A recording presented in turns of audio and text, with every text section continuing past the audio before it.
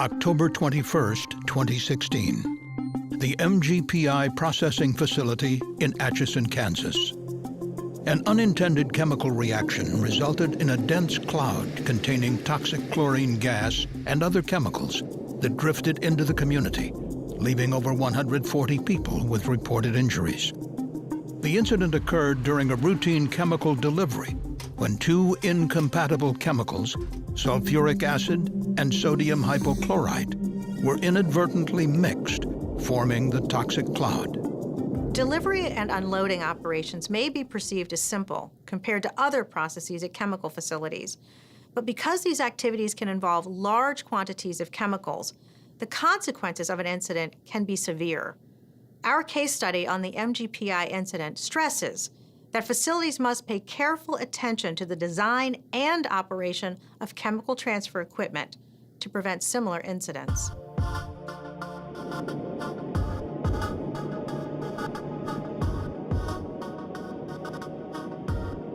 The MGPI facility produces distilled spirits, specialty wheat proteins, and starches.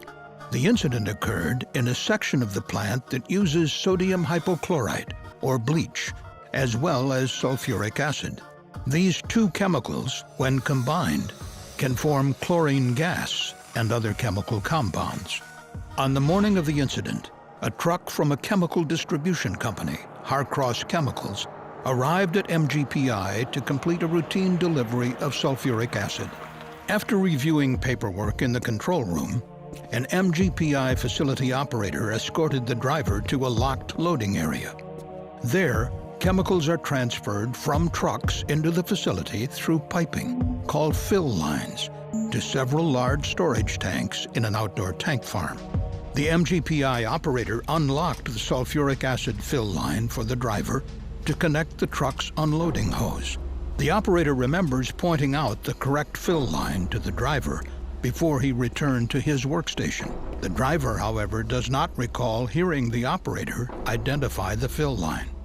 Unknown to the operator, the sodium hypochlorite fill line was also unlocked, and the two lines, which were only 18 inches apart, looked similar and were not clearly marked. The driver connected his truck's sulfuric acid hose to the sodium hypochlorite line, and sulfuric acid began flowing inside. He then returned to the cab of his truck.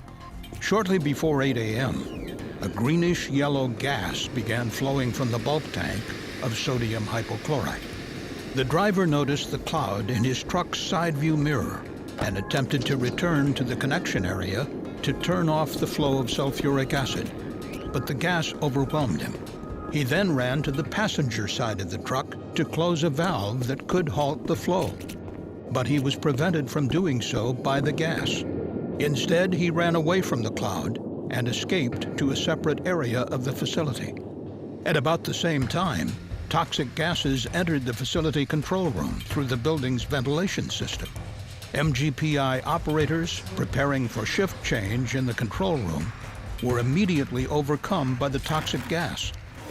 Because the operators had a practice of locking respirators between shifts, some were unable to access their respirators before evacuating the building. With no other way to stop the flow other than closing manual valves on the fill line or truck, or by triggering one of the truck's emergency shutoffs, the sulfuric acid continued to enter the sodium hypochlorite tank for nearly 45 minutes until emergency responders shut down the flow. Approximately 4,000 gallons of sulfuric acid combined with 5,800 gallons of sodium hypochlorite, causing a large, dense cloud containing chlorine gas, which soon drifted off-site. MGPI employees were evacuated from the site, and 11,000 Atchison citizens were advised to either shelter in place or evacuate. Over 140 people, including MGPI employees, emergency responders, the truck driver, and members of the public, sought medical attention, some requiring hospitalization. Chemical distribution takes place on a massive scale in the United States. According to a study by the National Association of Chemical Distributors, more than 39.9 million tons of product were delivered to customers every 8.4 seconds in 2016.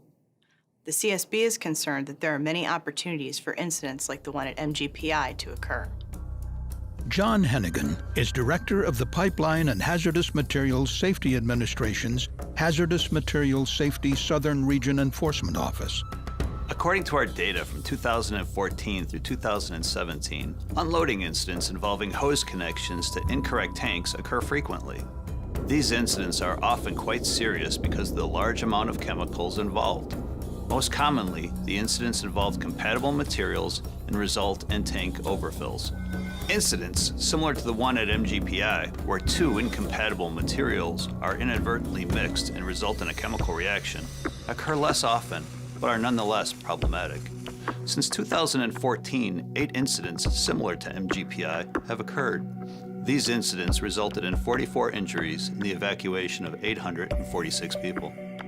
In its case study on the MGPI incident, the CSB identified several human factors deficiencies, which influenced how the operator and driver interacted with the chemical transfer equipment.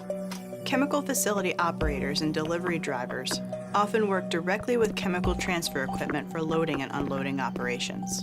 The study of human interactions with process equipment, called human factors, should be carefully considered when identifying hazards, particularly because chemical delivery drivers may not be familiar with the facility's equipment. For example, at MGPI, the CSB found that the close proximity of the sulfuric acid fill line to the sodium hypochlorite fill line increased the likelihood for workers to make an incorrect connection during chemical unloading.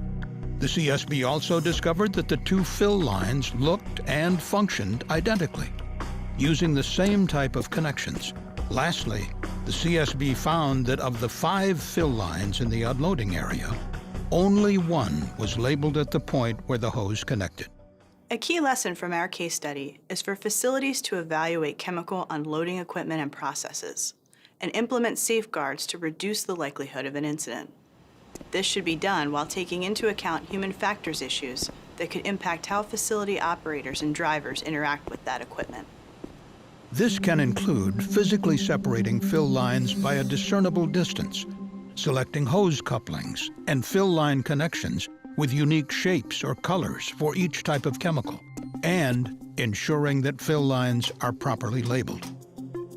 Also during its investigation, the CSB found that at the time of the incident, MGPI did not have instrumentation that could automatically shut down the transfer of chemicals from the unloading area in the event of a process deviation. Since the only ways to shut down the transfer of sulfuric acid to the sodium hypochlorite tank required human interaction and were located within areas affected by the release, there was no way for workers without proper personal protective gear to stop the flow once it began.